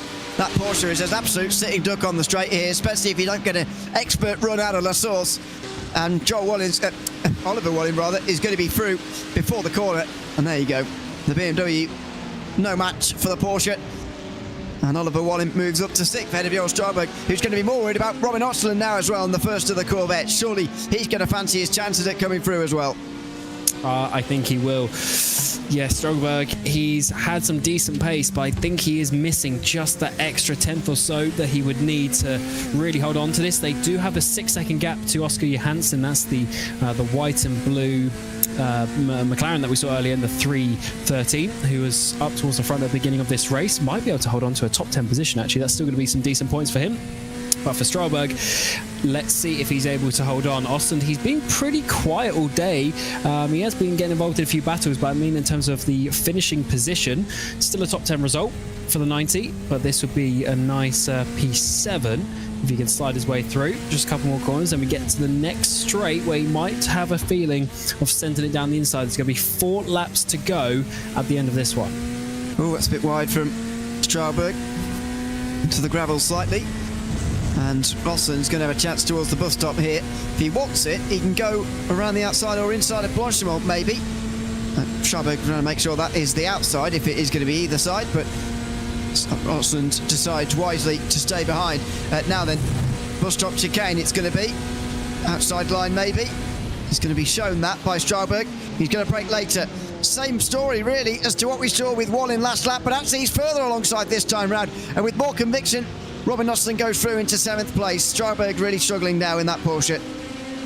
That is an interesting one. Is that just confidence, or is there a little bit of damage? It's a weird one because he was battling so well in that first race especially, and was able to hold off for quite a few drivers, but I should say 2 laps in a row he's really done with on the brakes, and that Corvette went through fairly easily. Perfect positioning actually from Austin, to be honest. He got so far alongside, there was basically nothing that Strollberg could do. He couldn't have done anything in that second part of the chicane to stop that Corvette overtaking him. And now Austin needs to try and chase down Bohlin. They've got a big gap up ahead. That green car is Wallingston still, who's laps down, not full position, so it's even further, 8 seconds up to Dan Holmer. It is a long way, and he's not going to get there in the remaining laps, I wouldn't say. He needs to gain more than 2 seconds a lap. Oliver Bohlin, which is difficult to see happening. One battle that might happen, though, is the one for second place. Christopher Crook is being caught here by Oliver Hagström-Vigersjö, as you would expect if we're still going with that tyre theory. Henrik Lindhoff being brought along as well, although he'll only get there if the 2 fight. And I've got to say, Osland's made a mistake meanwhile. I'm not sure how he's managed that, really. He's slowing down now as well. Strollberg straight back through again in towards Puants. Very strange place to lose a position. And actually say that, and then Strollberg goes wide again. So Austin comes back through. Oh, he hit the curb as well, did Strollberg. We saw a big crash earlier. I definitely don't want to be doing that one like we saw, but he keeps on going. And what a crazy day that Strollberg has had, actually, because he's basically every lap he's had something to deal with. I don't think out of the 18 plus 9 that we've done so far, he's had a clean lap with nothing going on around him. Maybe now that Osland has got through, the next lap with lap 19 here will be the one for him to have a nice clean run. Let's see if he can do that. So 3 laps remaining in this race, and hopefully he can hold on to that top 10 and not make any more mistakes. Let's see. You'd imagine that Osland is going to finish 7th now, based on the position of everybody else. This is that battle for second place, and it's properly on now. Christopher Crook looking to at least get a podium here, which I think would be a fantastic result for him at the end of the day. He's not finished in the top 10 prior to tonight, so he's having a very good evening indeed at Spot. But is it going to end in a podium here at the very end as they make their way up through Eau Rouge and Raidillon? This time I think Oliver Hagström-Vigersjö is too far behind, but he's still got another couple of laps after this one to try and work it out. and try and displace Crook. It would be pretty cruel for him to miss out on a podium late on here for a driver who's not had much to shout about so far this season. Yeah, not only is Crook not finishing in the top 10, he's P29 in the championship, 154 points off. Bear in mind, it's 50 points for a win. So after 4 races, he's already 3 wins away. He's not had the start to the season that he would have wanted. Having said that, there's been quite a lot of carnage. So I think he's been involved in 1 or 2 of those incidents in the first couple of rounds. But still, to be up here alongside his teammate, with Marcus Byfeld, maybe giving him some tips. And also it was the strategy. So he went 1 lap early and the overcut worked for Byfeld, but the undercut worked for Crook. So he's on a lap older tyres and the older fuel here, but he has that track position. He certainly does. A driver who's mathematically going to be out of the championship fight but at the end of tonight, by the way, Christopher Crook. That's how far behind he is. It is a not particularly going to be worrying in the points. It's going to be the race itself, and surely it's going to be a podium. But on which step? He's got to make sure, or maybe make a decision here. Even does he let Oliver Hagstrom-Vigersjö have second, so that he can at least keep third? Because if this fight gets out of hand between the 2 McLarens, then Lindhoff will be right there very soon. Certainly will. And is this the run that he would have wanted coming outside of Blanchimont? He's going to get the run. We've seen at the outside work here. If he can get alongside, he'll have his nose in for that final corner. He's just about got enough there. Crook is going to give him the space. Side by side we go. Coming up to 2 laps to go, 14 kilometres remaining in the race. And Vigersjö just about gets the run that he would have wanted. Having said that, Crook, he's thinking about it down the inside. He's not giving up with this one just yet, but eventually on the brakes, he's going to have to do that. And as you said, I think he needs to look out now for Lindhoff to not get involved with him and take him off that podium.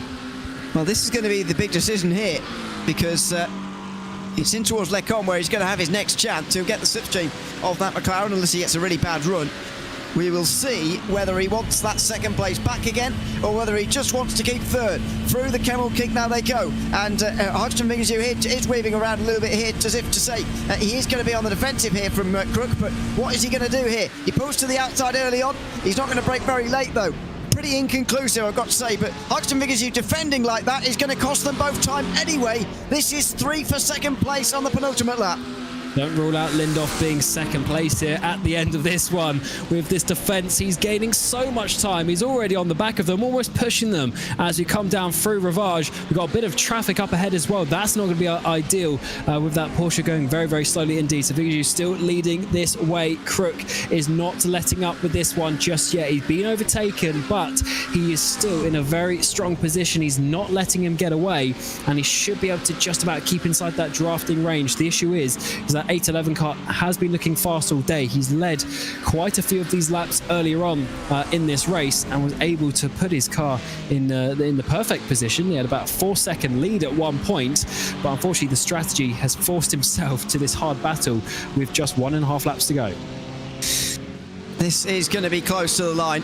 It's all going to be behind Marcus Byfeld, who's going to win this race by some distance here. Over 8 seconds the margin.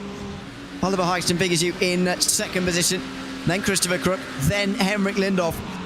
How do you play this if you're one of these 3 drivers fighting for the podium places? How do you navigate that final lap? Who's going to come out on top here? Who's it going to be second? Who's it going to be third? As Henrik Lindhoff here homes into view. And it's going to be an interesting one coming on to this final lap. I still think Lindhoff has got half an opportunity here. I think the McLarens are going to battle so hard. We'll certainly have to find out. Final lap time, Byfeld leads, but it is this battle for the podium places that we're going to be keeping an eye on as we come through the first corner.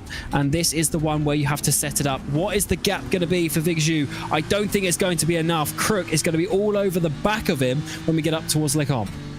Well, he is half a second behind. I mean, we're closer here with Lindhoff to Crook than Crook is to Hagstrom-Vigersjö here, if you look at purely at the gaps. But the gap, surely, for that McLaren is going to come down. They are on the same manufacturer, after all. And I think it's a manufacturer that is quicker in a straight line than the BMW. Now then, down the Kemmel Straight. No defence this time from Hagstrom-Vigersjö. Does he feel it isn't necessary? In towards Lecombe for the final time. Here comes Crook. He's not going to get anywhere close enough. It's going to have to happen somewhere unusual.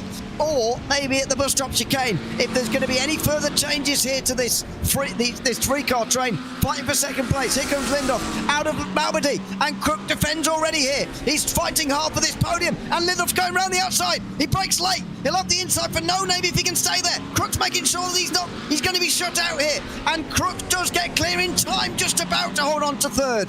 But what that's done is let Vigashew get away, and now this is going to be plain sailing, I think, through this middle sector. Crook is not going to be able to make up enough time to really get inside the drafting range. I think Lindoff might have just cost both of them. Second position, Crook goes wide once more, he hits that bump, and yet that is second place gone, I would say. So there's just a fight between these two for the final place on the podium. Crook is really trying to hold on to this. Of course, he's on the longest stint out of the three of these guys, and Lindoff is going to be really coming for this out of the final corner onto the back straight. Byfeld is going to win. It's going to be second place for Vigashew, but who's going to get the final place on the podium? It could have been the surprise move from Lindoff there into Stavilo, but he decides to wait for the bus stop chicane and wait for the conventional overtaking position. Here and towards Blochemont, he's not going to get alongside before here. He's just going to get as close as possible here before the final braking zone of the race. In towards the fast corner they go. Marcus Byfeld is going to win this race out front in the checkered flag. It's waving for him. He will take another race victory, and it's back-to-back here at Spa. Further back, though, it's going to be Lindoff and Crook. Lindoff running. Oh, there's contact! Lindoff went for the inside of the final corner, and he's got third on the track. But is Christopher Crook going to be awarded it later on? There's contact between the two. It's ended in drama. Henrik Lindoff's going to be on the podium officially. It's going to be Christopher Crook heartbreakingly missing out at the very end.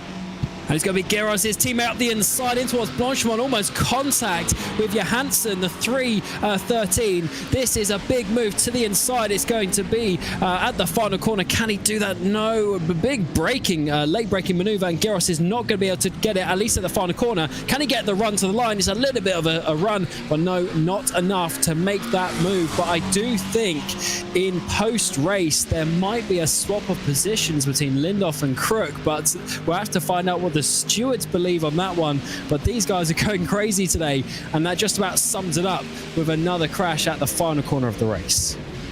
Oh, goodness me. Chris Crook is not going to be happy about that, I don't think, at the end of the day. I think, though, he was the one just trying to close the door on Lindoff, to be honest. We will see what the stewards think post-race, but it's going to be a close decision to make a bit further down the track. Pontus Nordgren and Lucas Pettersson are the only drivers who are even really close here on the road towards the line, so not really much to comment on as the others make their way over the line. Out front, though, we didn't really get time to dwell on it. Marcus Byfeld has taken another win. That's win number 4 of the season now, but in the first time someone's gone back-to-back on one night, and he holds now a very big championship lead going into the final part of the season. Here is the incident, the big talking point at the very end of this race. Henrik Lindoff on the outside and the brakes. He is alongside. Before the second part, well, maybe not. Pick the bones out of that. I don't know what to say. I tell you what, on second view, maybe not. That might actually go down as a racing incident. I mean, Lindoff was a bit further alongside than I first remembered, so maybe he will keep that position. That is up for the stewards. It's so difficult though. For Crook there, I mean, what can he do really? If he turns in completely late, he's always going to lose the position, so he's got to squeeze him. And unfortunately, in the end, he goes for a spin, but at least he kept 4th place. Absolutely. Marcus Byfeld takes his 4th win of the season ahead of Oliver Hagström. Henrik Lindoff getting that 3rd place on the very last corner of the race there, ahead of Christopher Crook, with Dan Holmer in 5th place. Oliver Bohlin finished 6th, ahead of Robin Austin, the first of the Corvettes, and the first of the Porsches was Joel Strauberg in 8th. Oscar Jansson and Jody Helsing round out the top 10. 11th place went to Christopher Geros, with Rickard Edmonton in 12th place. Eric Eliasson was next ahead of Joachim Ulrichsen, the last driver inside of a minute of the race lead. Nicholas Helm rounds out the top 15. Oscar Motin was next ahead of Sebastian Magnussen, who just beat Linus Hellberg to the line. Thomas Gustrin and Kenneth Thier round out the top 20. 21st went to Oliver Roskvist, with Pontus Nordgren just next in line. Lucas Pettersson was quite close, as I mentioned, but they weren't really battling on the last lap. Klaas Loden and now Anders Hillström, same story there. Hillström coming from outside the top 40 off the start, by the way. Lots of places going for him. Fredrik Forsell just outside the top 25, with Victor Hammerström, Lars Reisted, Patrick Pfeffer and Christopher Dahlström, the final drivers, scoring points. Bjorn Proston finished 1 lap down alongside her Felicity Janssen and Fredrik Dallander, who we saw hit the wall pretty hard through Puan. Johnny Matson hit the wall pretty hard through Puan as well. He finished 2 down alongside Jonas Skoglund. Callie Rhinestone was 3 down with Gabriel Norberg, 4 down. Simon Green 6 down. Jonas Gunnarsson and Fredrik Neptun did not cross the line at the very end. They were down a long way alongside Nicholas Grant, Marcus Stiller, who had a pretty miserable evening, and Robert Eriksson as well. Well, it doesn't look like we've got many people to have a chat with, which is a bit unfortunate. But we do have Pontus Norgren to come and have a chat with us instead. Welcome in, Pontus. Good to have you with us. Thanks for coming to have a chat with us at the very end of the race. How did you find your evening out there at Spa? Thankfully, it was dry. I don't know if you can see it, but I brought an umbrella, so that would keep the rain away. Can see it, yes, in the background. It kept the rain away here tonight. How did you find the racing compared to what you thought it was going to be like here at Spa? You must have done GT3 racing around here in the past. What do you think it was going to be like here tonight? Yeah, I really like this combination. GT3 suits Spa very well. I actually did some wet driving practice just in case, but Spa in dry is very nice. And in the final race today, you've gained more points than you had coming into today from all the other previous races. How are you feeling about your season as a whole? Yeah, I think it's trucking along good. We are a good team in Feder, supporting each other, driving together. So, we have a good time together. And that is the most important thing. A big thanks for coming to have a chat with us. And of course, a big thanks for sponsoring the race as well with Fever Online Gaming. Hopefully we'll speak to you again very soon. No problem. Thank you. Thanks so much. Pontus Norgren there, chatting to us at the end of the evening here at Spa. Part of the Fever Online Gaming team who have sponsored this race, the Fever Online Gaming Grand Prix here from Spa. In the meantime, Oliver Hodgson, because you has indeed come into the waiting room to come and have a chat with us. Welcome in, Oliver. Good to have you with us. Second place in race 2, which I want to get to first. Just tell us about that pit stop phase and why you ended up losing about 5 seconds or so compared to the rest of the field. I think I changed tires and others didn't. I'm not comfortable enough in iRacing to fiddle with pit stops because I've had mishaps in the past. So I just let that do its thing for me, and it didn't do me any good today. Didn't have much practice, so just happy to find some pace. Absolutely, and it's a good evening overall for you. Back in the top 5 again, which you had only achieved once before this round in the 4 races previous to this round. How do you feel the season has gone so far? Added this round to 7th place, where you came in points before this round. Well, it's been a tough start to the season with Hockenheim not going really the way I wanted, but rain and slippery conditions can go both ways. Daytona is not a track that I enjoy at all. I had no practice and just had it like let's see what happens. This one, I'm at home in the McLaren here, so felt really good, found some pace, and it's good to be up here again. Absolutely great to see you up there again. Oliver, congratulations tonight on your drive, 2nd place in race 2 especially. We'll see you again in either next week or a couple of weeks' time. Yeah, see you. Thank you. Thanks very much. That's Oliver Hodgson vs you in the 2nd place in race 2 tonight.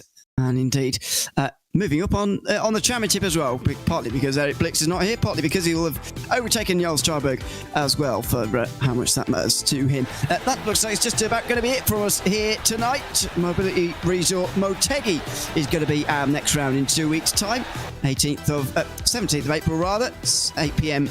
CET.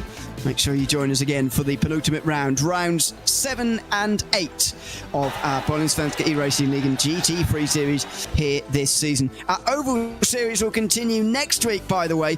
We will be into the round of 10 for the very first time, so very much hope that you can join us for that as well. Myself and Cam and Hugo, of course, will be back for that one in 7 days' time. For now, though, from myself, Ian O'Leary, Cam Roger and Hugo Louise behind the cameras, it's goodbye from Spa. We'll see you either in 1 week's time in the Oval series or in 2 weeks at Motegi. It's goodbye for now.